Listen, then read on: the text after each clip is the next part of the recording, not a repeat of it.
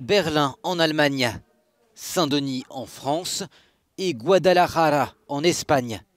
3 piqûres, 3 images soigneusement filmées le même jour. Le top départ d'une campagne de vaccination à travers toute l'Union européenne. Les cibles prioritaires pour commencer, les personnes âgées et le personnel médical en première ligne. Mais il va falloir désormais convaincre le plus grand nombre de personnes de le faire à leur tour. Il est important que les gens soient prêts à se faire vacciner. Ces vaccins sont sûrs et efficaces. Ils ne protègent pas seulement les personnes elles-mêmes, mais aussi, bien sûr, leur environnement autour. Nous sommes bien préparés, nous avons élaboré une stratégie européenne commune de vaccination. Cela montre une fois de plus qu'il est préférable d'apprendre à 27 plutôt que de faire cavalier seul. Et convaincre ne sera pas chose aisée. Certains pays européens comptent un nombre important d'anti-vaccins. En France ou en Pologne, 40% des personnes interrogées affirment qu'elles n'ont pas l'intention de se faire vacciner.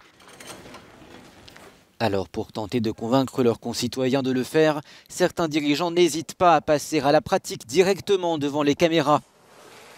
C'est le cas du Premier ministre et de la présidente grecque.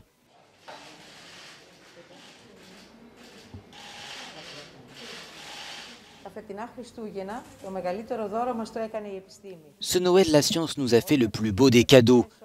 Tous ces chercheurs ont travaillé et passé des nuits entières très stressantes pour essayer d'obtenir ces vaccins au plus vite.